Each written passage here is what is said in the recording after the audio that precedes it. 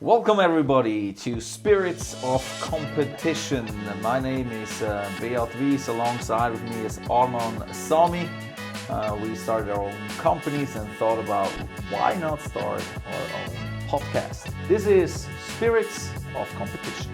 We're actually two entrepreneurs from Switzerland. What's really interesting here is Beat Wies is a local Swisser.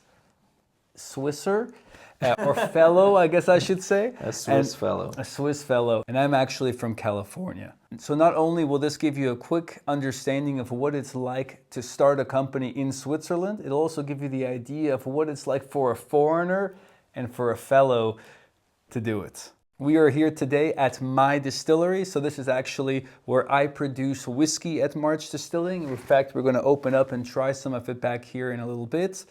We'll talk about what's whiskey and what's not, but that's why it looks like this, so tinny and not the nicest office layout. I don't work in an office. So I started a company producing jerseys, soccer jerseys, floorball jerseys, flag football jerseys, and I brought my very first jersey, my own jersey, with me that I wear still to the day today.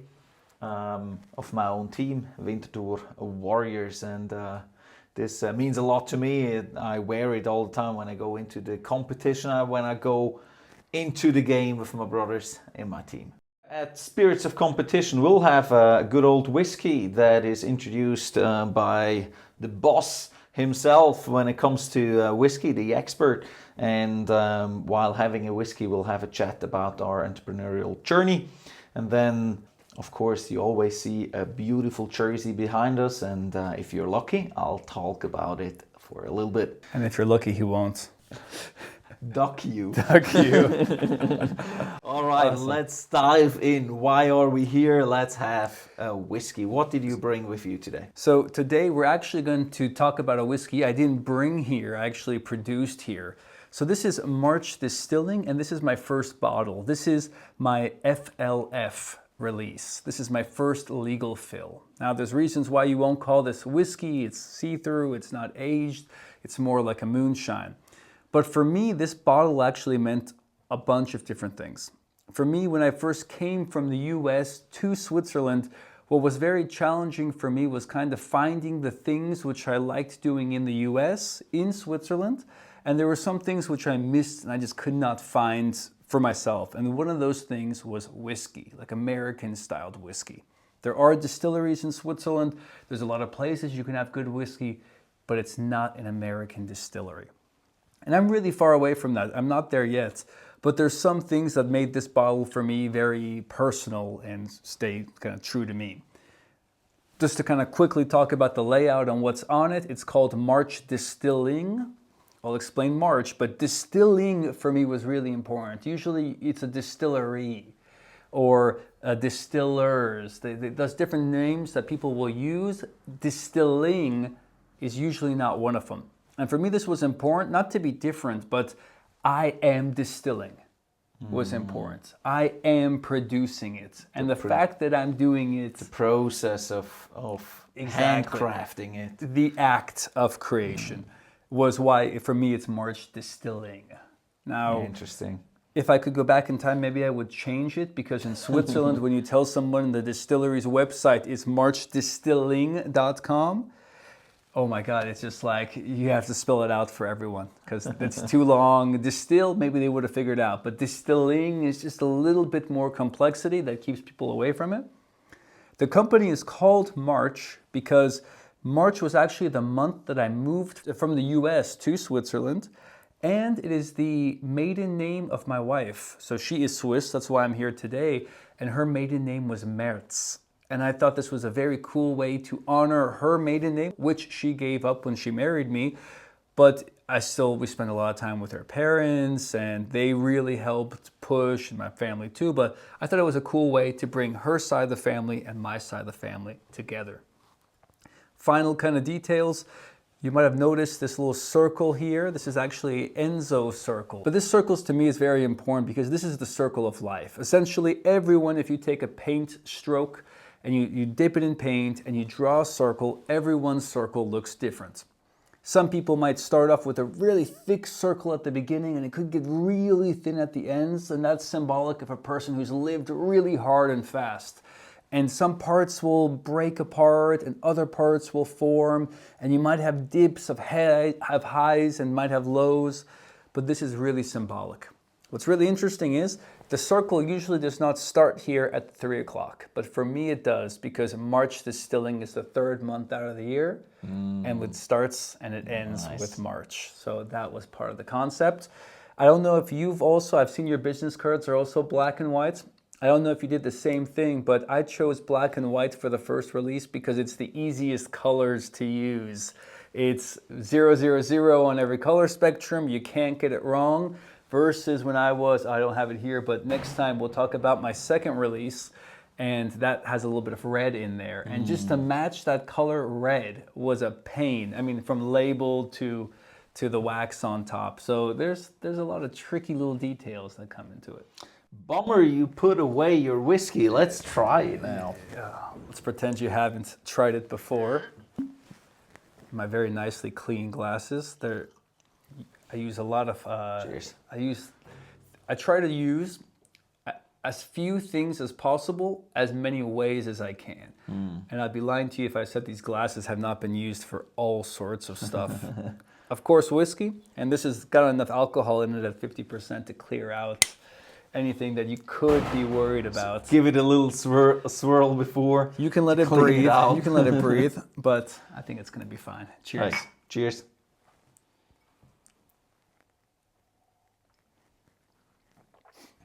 So this is actually, the release is called FLF. We have about 300 liters of it aging right now, but what's for me really interesting is I base the recipe off of a very, very standard recipe that you actually see all around the world from American style distilleries. It's the George Washington rye recipe. And it's, I think for everyone, it kind of means something, because George Washington being the first American president, depending on how you look at it, I thought he started the U.S. off in a pretty good way. And if I can start the distillery like how he did it, that's not a bad way to start. Now, of course, there's a lot of differences here. The grain's different. It's a malted rye. It does some things to the flavor. But So you mentioned George Washington producing whiskey. When I think about George Washington, it's like a president, a politician. Yeah. How can the president of the United States in early days have time for whiskey? Why is a president producing whiskey? So, in all honesty, he was not producing the whiskey himself. He had a farm, and on this farm he had people who worked for him. One of them, I believe, was an Irishman, and he produced the whiskey for George Washington. What's really interesting is when the U.S. founding fathers actually came up with the idea of president or any kind of government role, they thought, because usually to qualify for these roles, you had to be a wealthy white landowner. And this meant that you had a farm that if you weren't there working and managing, it's going to fall apart, it's going to break down. So nobody could hold office for a very long time.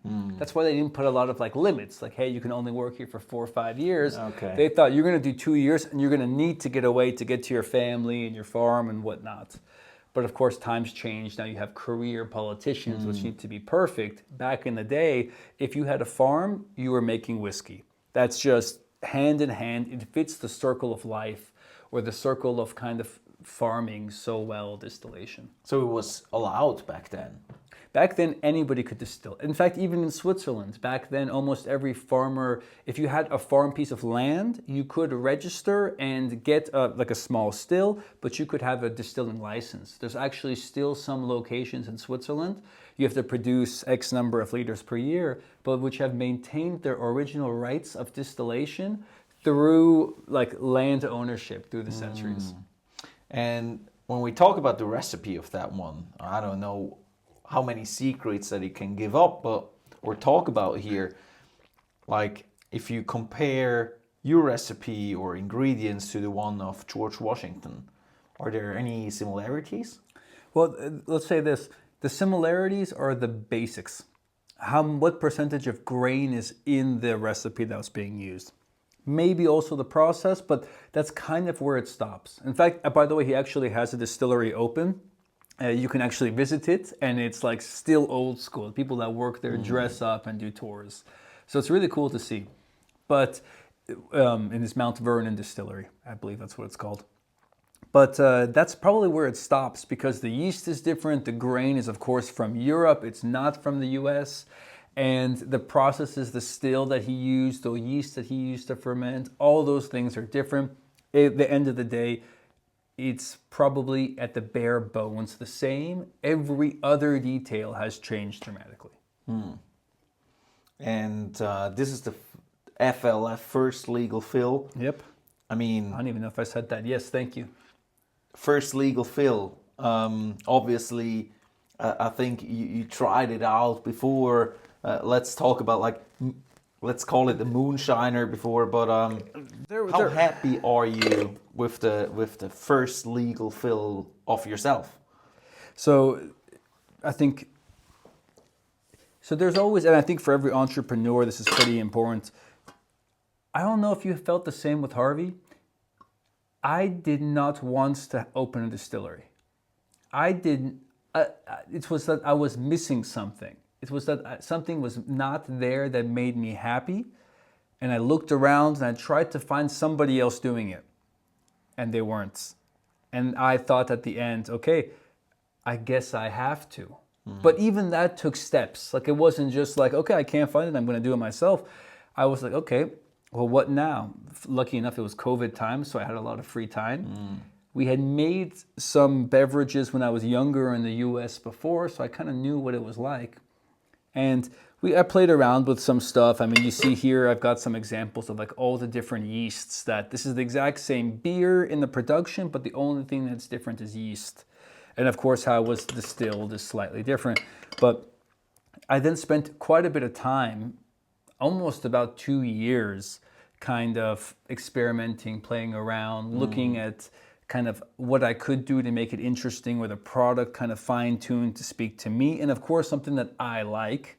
That was really important is, of course, I need to like it and I need to be okay drinking it all the time. Otherwise, I can't expect anyone else to. But I also ended up meeting and giving it to a lot of, let's say, Switzerland's a small country, but the leaders in spirits or some of the people which are more active in the spirits game in Switzerland and hearing their feedback off it and tweaking it a little bit and continuously looking for ways to do it better and more efficient. So it took me, I think, about 2 years before, and you helped me very much in this process, to open the company in Switzerland. Because like in the US, if you want to do anything almost with like a government stamp behind it, you can find that documentation in every language. It's very easy to translate something from English to other languages. But when you look at translating Swiss German to English... I mean, it's German. It's not Swiss That's German. debatable. Down. That's debatable. But okay. But when you look to translate that from German to English, for me to write something, then to translate that to German, it doesn't work. And you need some help and you need people, and I'm very happy to have a friend like you that could walk me through that process. Cheers. But it took a long time, and it was really made out of a necessity because nobody else was doing it, not because I wanted to. It makes me now very happy again to do something with my hands and to create and to own and to geek out about every little detail. But would I be happier if I just saved this money and bought a bunch of whiskey? No, but that's also a good life. And in the end, you now have an explanation why you drink whiskey every day. I had one before too, but now it's a bit more official. I mean, what's fascinating to me is that you produce something and what you get is a new make whiskey, a clear whiskey. Obviously, if you show that to a bunch of friends who are not used to the whiskey game, they're like, this is, in German we call it Schnaps, right? It's just pure Schnaps, it's not whiskey. You know, the turfy taste is missing, the color is missing, and all of that. And you see that, you have to taste that and decide, do I want to put that in a barrel for 3 to 15 years? And you told me once you need like 3 years in Switzerland to call it officially whiskey? Do I want to put away that product right now and hope, just hope for it to be great one day? I mean, if I imagine I just see the sleeve of a shirt and have to decide, yes, do I want to go into production with that? I would be like, I cannot decide right now. So I heard something very interesting just yesterday from Garrison Brothers, is a very well-known distillery, and I'm sure one of their bottles will be one day up on this counter, and we'll talk about them. But they're, I think, number 4th or so distillery in Texas, and they really did a lot to grow the Texas whiskey brand.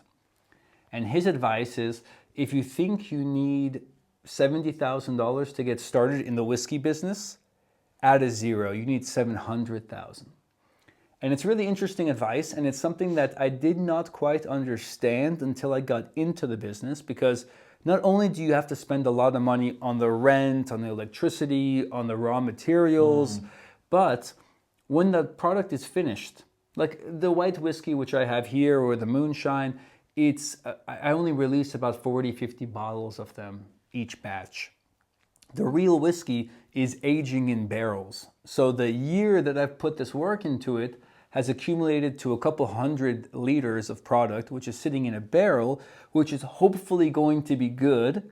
And I don't think it's going to take 15 years, or I'm not going to wait 15 years. There's reasons for that, but it's going to take years. And it's not something where I can just say, hey, I can get started right away and to produce some money where I can slowly like have some positive revenue that's going to help spur and feed other things. It's the complete opposite.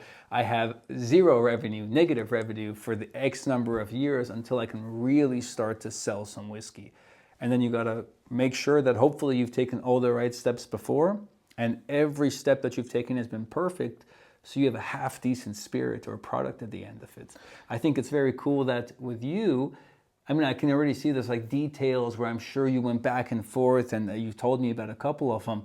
But it is a very interesting business model. And I think in today's kind of entrepreneurial world, where so many people are into tech and kind of light and fast processes, whiskey is kind of an outlier, because it's not something that, at least I cannot think of too many other things other than like wine or like vinegar or cigars.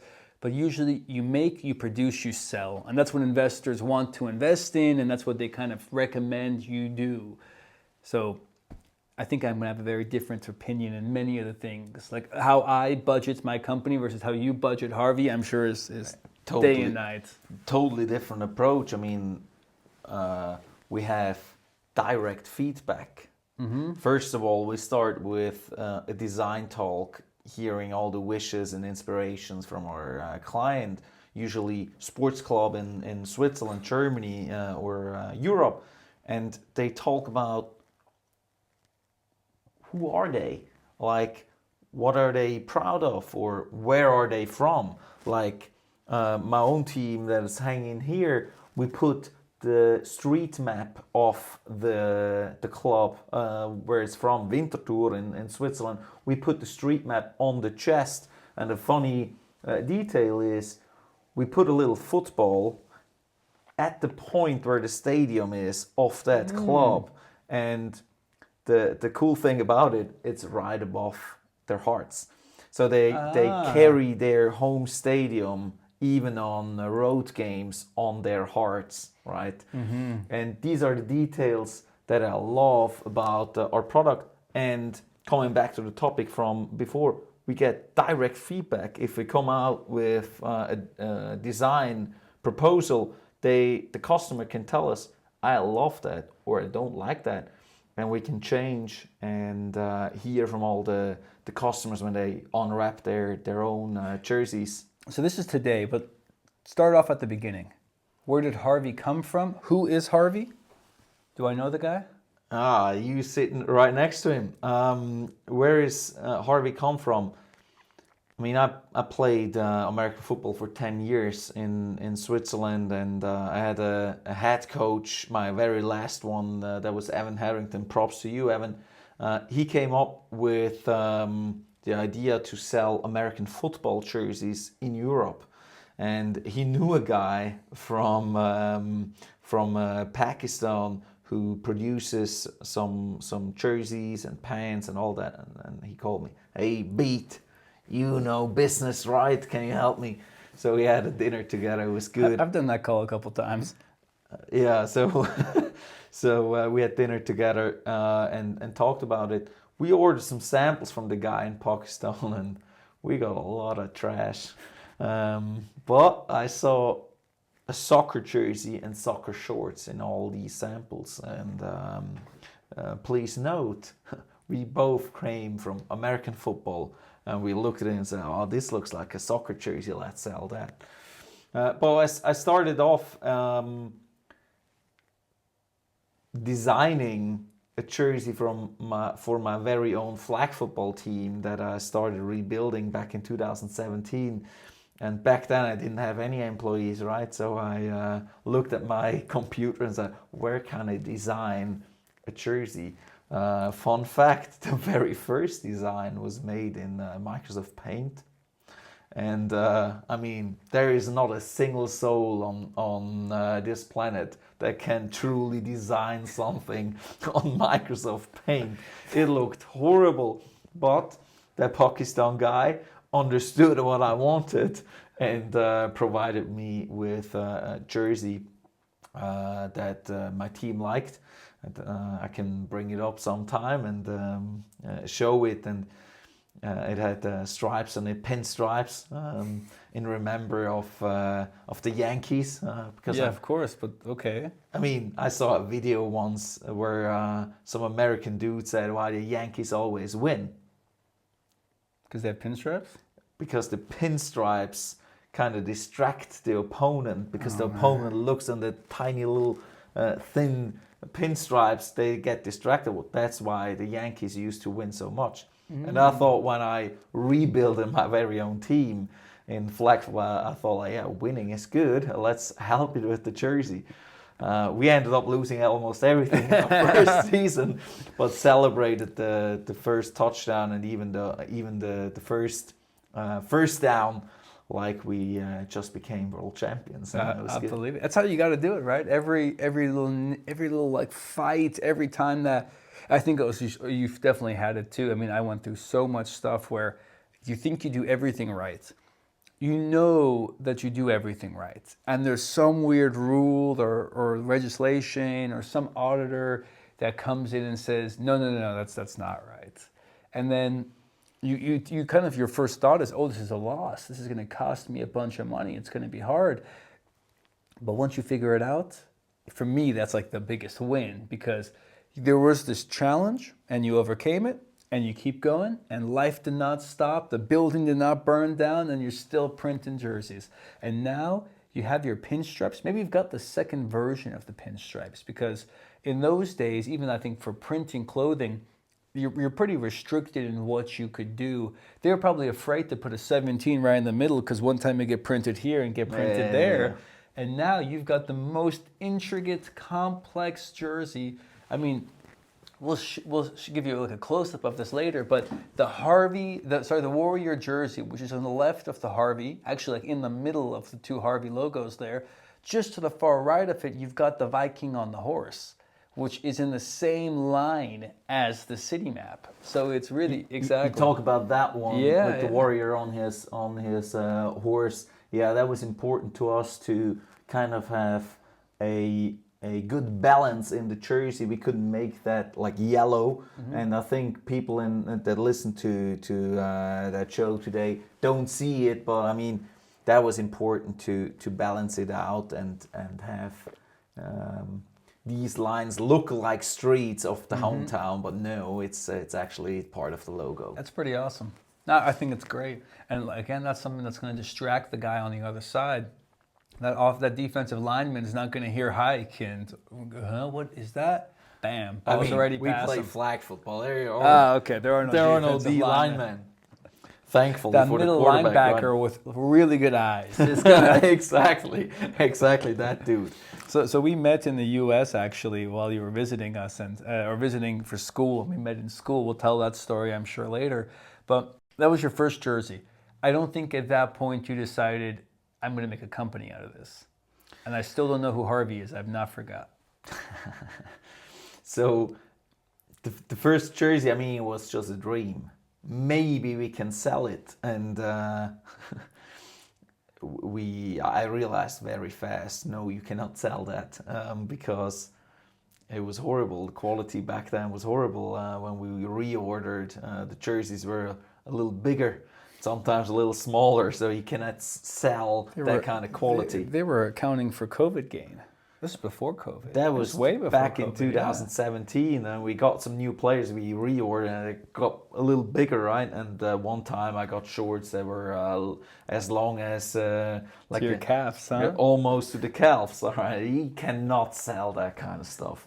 So it took some stamina to keep going with that, and at one point I came to the realization: if that should become a company, I need to do it professionally, from start to finish. I need an employee who is not working on Microsoft Paint, but on professional design programs. I need a professional environment in terms of, I don't want to do that just like as a hobby, but within a real company. So I founded the company, and I also realized I don't want to produce with someone where I can't rely on.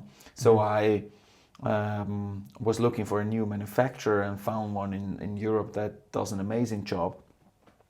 So all of these little steps paid in to the process of founding or creating a sports brand in Switzerland, although many people say, why? There are many sports brands already. And all our customers give us a daily proof of why Harvey is needed. Very cool. I guess you're going to keep why Harvey to yourself. Maybe we talk about that later. That's fine. I mean, keep dodging that. But I got more you talk important. about the name. The name, yeah. The name. Oh, that's very simple. My very last head coach in American football, after playing 10 years, he was an American. His name was Evan Harrington, and he came up with the idea. You said that, but his name is not Harvey. Yeah, his name is Harrington. The first couple of letters, H-A-R, and my last name is Wies, W-Y. So we stick that together while having dinner because V-Har sounds kind of crazy, right? And Harvey sounds way cooler. There you go. Nothing to do with Harvey from Suits or Yeah. Harvey Weinstein. Hell no. Thank God. Yeah. So just to get away from that topic as quick as possible. Yes. I have a hard time when I tell people March Distilling, they have a hard time finding the website. How is it with Harvey? Because you haven't spelled it like Harvey, like how most people would think about it. Is that a mistake? Would you recommend that new entrepreneurs have easy names? However, I feel like in today's society, like the trend is like come up with the craziest, googliest name, and that will become something. Versus before it was simple stuff, but yeah. I mean, I use Google Mail, and we're not sponsored by that Gmail yet. But it's and with Google Mail, if I write Harvey, sometimes it corrects me to Harvey. With a V and EY. Then I think, was it a mistake? I think no, because it makes us unique. It's a name that my name is connected to, that is important to me, and it's a name that sounds strong. It sounds in English, American kind of way, cool in Switzerland. So we like that, and so it was. The heart's also American football. I think it's cool that you keep to that kind of root. Yeah, I mean, it's funny how people pronounce it if they just read it. Dude. And come through the website to us and text us, hey, we're interested in Harvey or in Swiss German. Some folks would say Harvey. Sounds horrible, right? Harvey. But in the end, they get it and they pronounce say it right. it. Yeah. I always get March. Because March is a big brand in Switzerland. It's the grocery store. Oh, like Marche. Marche, even that. Marche. Yeah. But a lot of people say March. And that's one thing. But the second thing is, if anyone ever gives me like investment dollars, which I will talk about that later, I would almost never take. But let's say this, if I won the lottery, one of the first things I would do is figure out who owns the website mar.ch.ch, because somebody took that website, has no idea what it's going to be worth, but is waiting for some ass to just come and give him a ton of money for it. Have you tried to get mar.ch? Yes, and .ch is important because in Switzerland, that is the domain. It's the .com. Of Switzerland. So March, M-A-R-C-H, the word ending in CH, it would be perfect. Sadly, so it's taken. It's taken. It's not even. You probably got to pay someone to figure out who owns it. I was concerned of someone stealing Harwy whatever it is, right? So I not only bought Harwy.ch, but also .at for Austria or .de for Germany. Wow. And I also wanted to get .com, right? Think big in the beginning. And I got .com, yeah. Yeah, .com was taken. Some dude grabbed Harwy.com, and Harwy is not a real word, right? Yeah. And there is a website where you can text the owner of Harwy.com. And it says, hey, it's for sale. This premium website, Harwy.com, is for sale. And you can make a bid. So I went there and wrote him in the beginning while I was founding the company. I said, hey, look, I'm a founder of that brand. I'll give you $10. No response. So I wrote him an email again a couple of months later. Hey, I'll give you $100. He wrote back, yes, thank you for your message. This premium website, Harwy.com, is for sale, and I'll give it to you for $100,000. I was like, shall I invest $100,000 of my funding money? Hell no!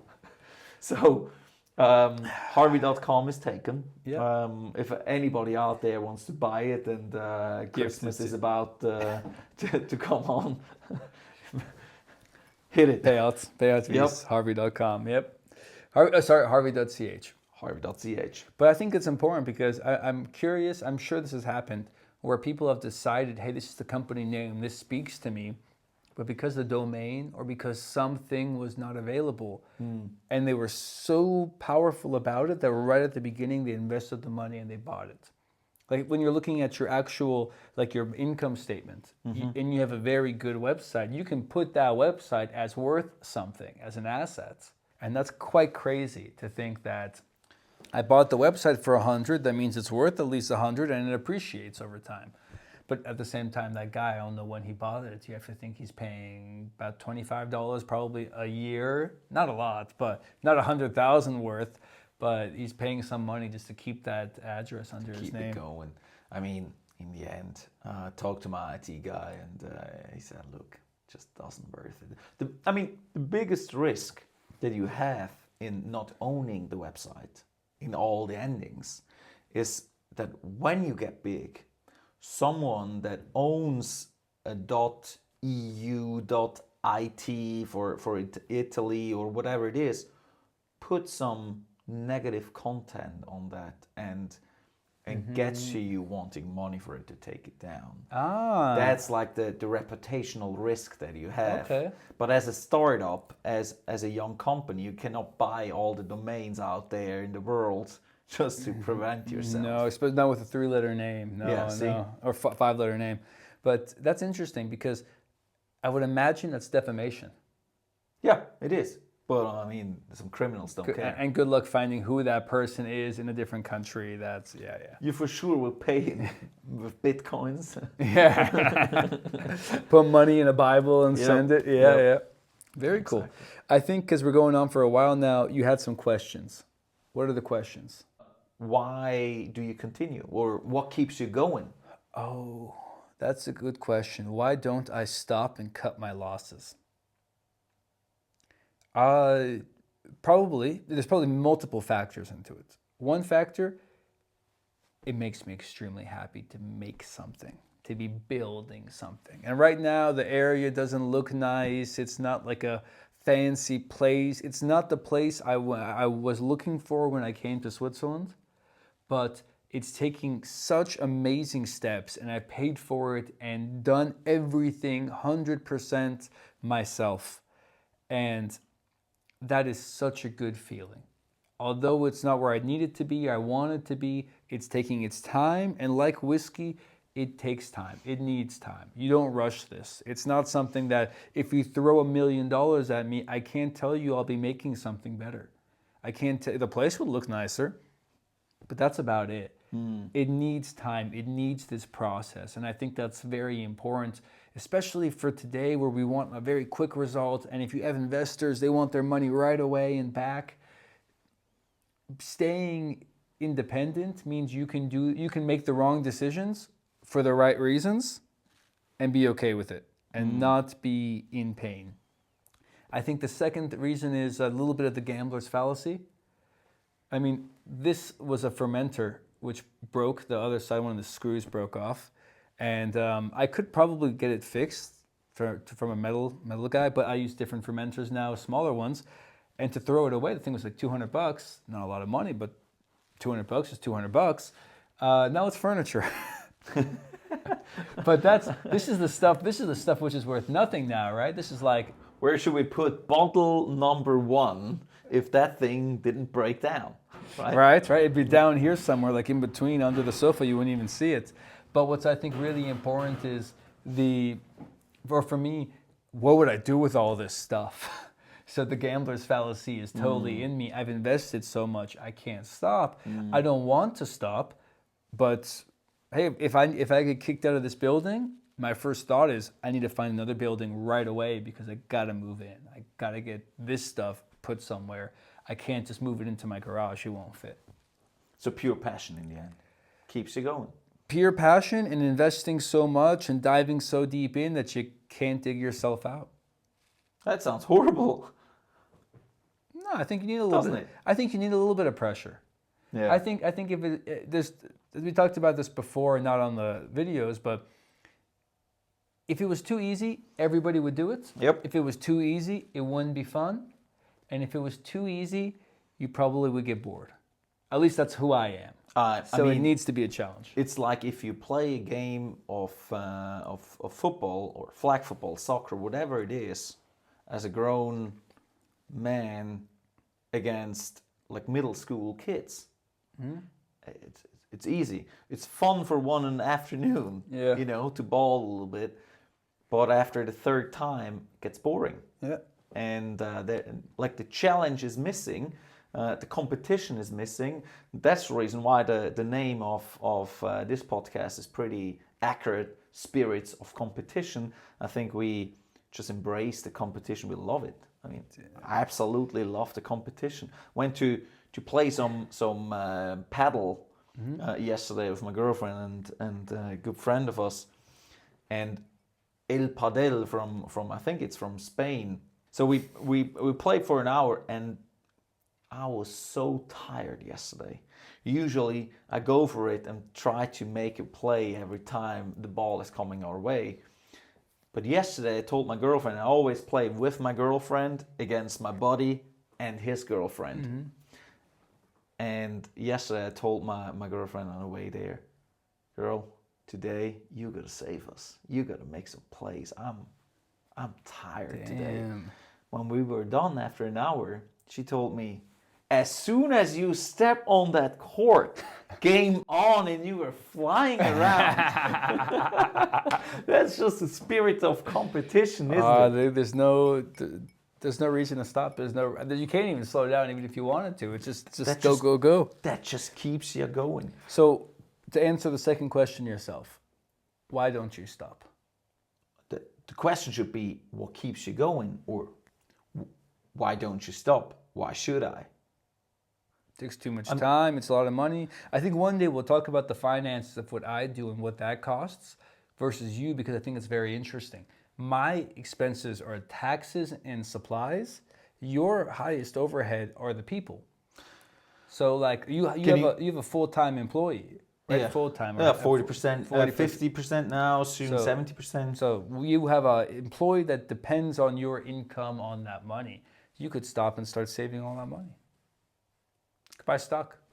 You Yeah, invest in Nike. I hear they're dipping right now, so it's a good time to. all of them didn't. Why don't you stop? I mean, why should I? The better question is, what keeps me going? And if you look at the wall, all these jerseys, that was one of the first that I did with my company. All of these jerseys are pure art.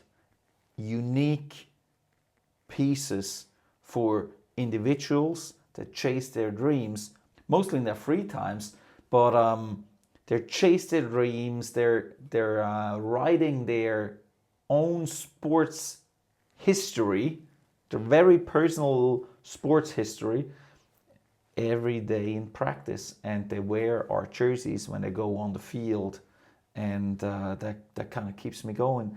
And if I'm being honest, if I go on Instagram and if I see some guy or some girl tagging us while posting it to their friends wearing their jersey, doing their own sports, I mean, this is just amazing. Seeing that little tiny logo on the jersey, seeing like, okay, I'm kind of I'm part of that.